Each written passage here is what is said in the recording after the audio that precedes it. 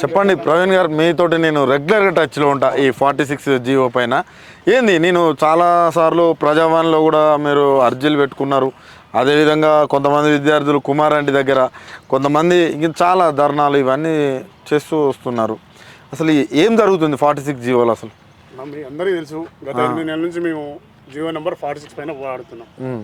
అందులో న్యాయం ఉంది. ఖచ్చితంగా జీవో నెంబర్ 46 వల్ల మాకు అన్యాయం జరిగింది. మా పోరాటంలో న్యాయం ఉంది. ఇప్పుడు ఆల్రెడీ దాదాపుగా 15 మంది చనిపోయారు. రేపటి రోజున కోర్టులో ఖచ్చితంగా న్యాయం ఆగిపోయి ఉంది. గవర్నమెంట్ కూడా ప్రెజర్ పెడతా ఉంది. ఎవరైతే అడ్వకేట్ జనరల్ ఉన్నారో, అడ్వకేట్ జనరల్ ఇంత చిన్న కేసుకి, మీరు అనుకున్నట్టు ఇది పెద్ద కేసు కాదు, ఇంత చిన్న కేసుకి అడ్వకేట్ జనరల్ రావాల్సిన అవసరం ఏముంది? అక్కడ నెంబర్ 1 పాయింట్. మేము ఇక్కడ ఉన్న వాళ్ళం అందరం దాదాపుగా కాంగ్రెస్ పార్టీని 64-65 సీట్లలో వాళ్ళు ఇప్పుడు ఎమ్మెల్యేలు ఎవరైతే ఉన్నారో ప్రతి ఒక్క ఎమ్మెల్యేలకు మా పేరు తెలుసు. ఎందుకంటే మేము ఖచ్చితంగా తిరిగినాం అందరం. వాళ్ళకందరికీ ఫోన్లు చేస్తూ ఉన్నాము. ఎందుకు తిరగాల్సి వచ్చిందంటే, ఇప్పుడు ఒక రాక్షసుని చంపాలంటే మరో రాక్షసునితో కలవాల్సిన అవసరం మాకు ఏర్పడ్డది. ఎందుకంటే ఇప్పుడు గత ప్రభుత్వం తీసుకొచ్చింది జీవో నెంబర్ 46. సరే, అది దాచిందా లేదా, అది ఏమైందో మనకు తెలియదు. సో రీసెంట్గా సీఎం గారి ఇంట్లో హై పవర్ కమిటీ తోటి ఒక రివ్యూ మీటింగ్ జరిగింది. అదేదో మరి రివ్యూ మీటింగ్ జరిగిందా లేదా తూతు మంత్రంగా వాళ్ళు 10 నిమిషాలు మాట్లాడుకున్నారో తెలియదు, కానీ సుదీర్ఘంగా 3 గంటలు చర్చ జరిగింది. మరి చర్చ జరిగిన తర్వాత మాకు రిజల్ట్ వచ్చే సీఎం గారు ఇది అని చెప్పి ప్రెస్ మీట్ పెట్టాల్సిన అవసరం ఉంది అక్కడ, కానీ ప్రెస్ మీట్ పెట్టలేదు. ఎవరు దాని మీద ప్రెస్ మీట్ పెట్టలేదు. కేవలం జస్ట్ ఫోటోల వరకు వచ్చింది, న్యూస్కి ఇచ్చారు వాళ్ళంతే. అంటే ఇక్కడ ఏం జరిగిందంటే, ఇప్పుడు ఆల్రెడీ జాబులు వచ్చినాయి, 70-80 మార్కులు జాబులు వచ్చినాయి. ఇక్కడ 80-85 మార్కులకు జాబులు వచ్చినాయి కట్ ఆఫ్లు తీసుకుంటే. Unit wise continuous district cadre 1, continuous district cadre 2లో తీయాల్సిన రిజల్ట్ని, లేదా స్టేట్ వైజ్గా తీయాల్సిన రిజల్ట్ని డిస్ట్రిక్ట్ వైజ్గా తీయడం వల్ల ఇదంతా తెలుసు. ఇదంతా మనకు రెగ్యులర్గా నడుస్తున్న విషయమే. అసలు 46 జీవో అంటే ప్రతి ఒక్కరికి ఇమిడిపోయింది. అసలు ఏం జరిగింది అనేది విషయం ఇమిడిపోయింది. మళ్ళీ మనం చెప్పాల్సిన అవసరం లేదు. కానీ ఈరోజు 1000 మంది కూడా ధర్నా చౌక్ వద్దాం అనుకున్నారు. మరి అక్కడ క్యాన్సిల్ చేయడం జరిగింది. ఎలా చూస్తారు దీన్ని? అన్న, ఫస్ట్గా అశోక్ సార్ని అరెస్ట్ చేయడం జరిగింది. నేను మేము విద్యార్థుల తరపున తీవ్రంగా ఖండిస్తున్నాం అన్న. ఆయన ఇంటిపైన టెంటే కూల్ చేశారు రకంగా.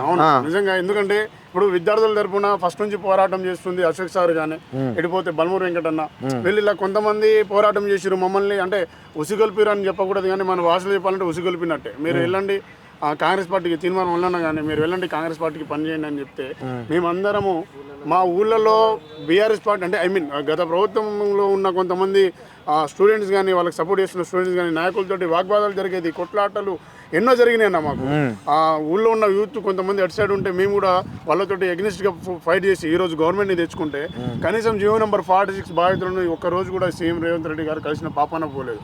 ఎందుకంటే ఇప్పుడు చెప్పుకుంటూ పోతే ప్రతిపక్షంలో ఉన్నప్పుడు రోజు వాళ్ళ ఇంటికి పోయేదన్న ఇచ్చారు. ధర్నా చౌక్ లో చామల కిరణ్ కుమార్ రెడ్డి గారు కానీ, ఎమ్మెల్సీ రాముల నాయకు, ఇలా చెప్పుకుంటూ పోతే చాలా మంది, మహేష్ గౌడ్ అన్న మనకు ఆయన పర్మిషన్ ఇప్పించింది కూడా ఆయననే, హర్ష సార్ కానీ, వీళ్ళు చూసుకుంటే చాలా మంది కాంగ్రెస్ నాయకులు మాకు ఆ రోజు సపోర్ట్ ఇచ్చారు. గాంధీభవన్కి రెగ్యులర్గా పోయేది. ఇప్పుడు గాంధీభవన్కి వెళ్ళాలంటే గేట్లు వేసిన పరిస్థితి ఇక్కడ దాపరించింది. మిమ్మల్ని రాణిస్తలేరు. ఇప్పుడు తీర్మానం వల్ల ఒక మాట చెప్పారు అన్న, ఫోన్ చేసే ప్రయత్నం చేశారా అన్న? ఏమంటున్నాడు? ఫోన్ చేసే ప్రయత్నం చేస్తున్నాం. ఆ రోజు మేము సీఎం దగ్గరికి వెళ్ళినాం, వెళ్ళి మాట్లాడినామని చెప్తున్నారు అన్న. మరి వాళ్ళు ఏం మాట్లాడుతారు ఏందో అందరూ మాట్లాడు. ఆ రోజు 46 జీవో ఎత్తువేయాలంటే మిమ్మల్ని పెట్టి వీడియో చేసిరు. మరి ఈ రోజు ఎందుకు చేస్తలేరు? అదే అన్న చెప్పేది. ఇప్పుడు ఏంటంటే ఒక మాట అన్న, మేము ఆ రోజు ఏది గత నెల అదే జనవరిలో 12వ తారీఖు మేము వెళ్ళినాం. డిప్యూటీ సీఎం గారిని నేను కలిసిన టీంలో ఒక 4 కలిస్తే నేను కూడా కలిసిన. మీకు వారం లోపు దీనిపైన రివ్యూ జరుగుతుంది. దావోస్ లో ఉన్నాడు సీఎం దావోస్ లో ఉన్నారు. అదే కదా, రూరలైజ్డ్ జిల్లా అవన్నీ నాకు తెలుసు, కటాఫ్లు అవన్నీ మాకు తెలుసు. మీరు నష్టపోయారు, తీవ్రంగా నష్టపోయారు. మీరు మాదని చెప్పారు. సీతక్క ఇప్పుడు నిన్ననే నాది యాక్చువల్గా మెసేజ్ డిలీట్ అయిందన్న. సీతక్క గారికి కూడా నేను పర్సనల్గా చాలాసార్లు అంటే తెలుసు, నేను ఫోన్ కూడా చేస్తే, అక్క ఇది పరిస్థితి అంటే యూ కెన్ సేఫ్ కమ్మి అని చెప్పి నాకు మెసేజ్ పెట్టింది. మీరు సేఫ్లో ఉన్నారు, బాధపడకండి, మీకు ఖచ్చితంగా న్యాయం జరుగుతుందని చెప్పారు. నా దగ్గర అన్ని కాల్ రికార్డ్స్ ఉన్నాయి, మినిస్టర్లతో కలిసిన కాల్ రికార్డ్స్ ఉన్నాయి. నేను చెప్తున్నా, సిరచుక్క ఇంకా లాస్ట్ కొంచెం మిగిలే ఉంది. నేను వేసిన ఖచ్చితంగా కాంగ్రెస్ పార్టీకి ఓటేసిన, నాకు అడిగే హక్కు ఉంది. మా మంచితనం, మా యొక్క ఇప్పుడు పేషెన్స్ని చేతగానితనంలా తీసుకోకండి. మేము ఏం చేయాలో అది ఖచ్చితంగా చేస్తాం ఖచ్చితంగా. కానీ ఇప్పటికైనా ఏదైతే మీరు జీవో నెంబర్ 46 పైన న్యాయం చేస్తానని చెప్పారో అది ఖచ్చితంగా పాటించండి. లేకపోతే రాబోయే రోజుల్లో పార్లమెంట్ ఎలక్షన్లో ఖచ్చితంగా బరిలో నిల్చుంటాం అందరం. 46 జీవో వల్ల ఎంతమంది ఎంపీలు ఓడిపోతారో మీరు చూస్తారు. ఇంటెలిజెన్స్ రిపోర్ట్ తెప్పించుకోండి. మా ఇక్కడ ఉన్న వాళ్ళు ఏమంటారు, తమ్ముడు పని చేస్తాం ఖచ్చితంగా వీళ్ళందరం నిలబడతాం. మేము ఏ నియోజకవర్గం కాదు, ఒకటే నియోజకవర్గం ఎంచుకుంటాం మేము. ఖమ్మంలో ఎవరు నిలబడుతారో తెలుసు కదా. స్వయాన రాహుల్ గాంధీ నిల్చుంటున్నారు. రాహుల్ గాంధీ మీద జియో నెంబర్ 46 బాధితులు 500 మంది నిల్చుంటాం.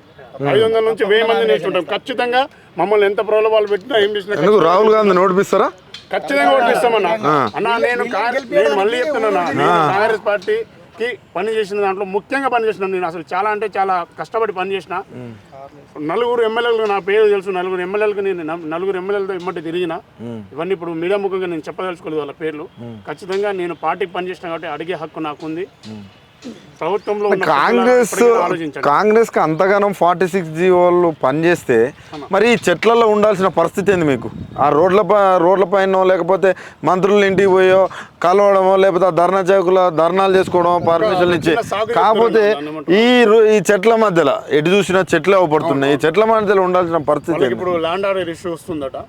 మరి ల్యాండ్ ఆర్డర్ ఇష్యూస్ కాదు, ల్యాండ్ ఆర్డర్ ని కాపాడాల్సిన వాళ్ళం మేమందరం ఇక్కడ. అది గుర్తుపెట్టుకోండి. ఫస్ట్ ల్యాండ్ ఆర్డర్ ఇష్యూ చేసే వాళ్ళం కాదు, ల్యాండ్ ఆర్డర్ ని కాపాడడానికి వచ్చిన వాళ్ళం మేము. ల్యాండ్ ఆర్డర్ ఇష్యూ వస్తే అసలు హోం మంత్రి లేడు కదా? అవును, హోం మంత్రి సరే, హోం మంత్రి అదే లేరు. సరే, నాది ఇక రాజకీయాలు పక్కన పెడితే ఒకటి, ఇప్పటికైనా ఈ ప్రభుత్వం కనుదెరిచి స్పందించి జియో నెంబర్ 46 వల్ల నష్టపోయిన అభ్యర్థులతోటి రేవంత్ రెడ్డి గారు స్వయాన మాట్లాడి మాకు హామీ ఇస్తే గానీ మేము ఇప్పటి నుంచి అసలు కదిలేదు లేదు, హైదరాబాద్ నుండి కదిలేదు లేదు. ఖచ్చితంగా రాబోయే రోజుల్లో ప్రొటెక్ట్ చేస్తాము. రాహుల్ గాంధీ ఎక్కడ నిల్చుంటారో ఖచ్చితంగా 1000 మంది నిల్చుంటాం. మాకు న్యాయం జరగకపోతే కోర్టులో కేసు ఓడిపోయి అంటే ఓడిపించేలాగా మీరు చేస్తారు, కొన్ని ప్రయత్నాలు చేస్తారు.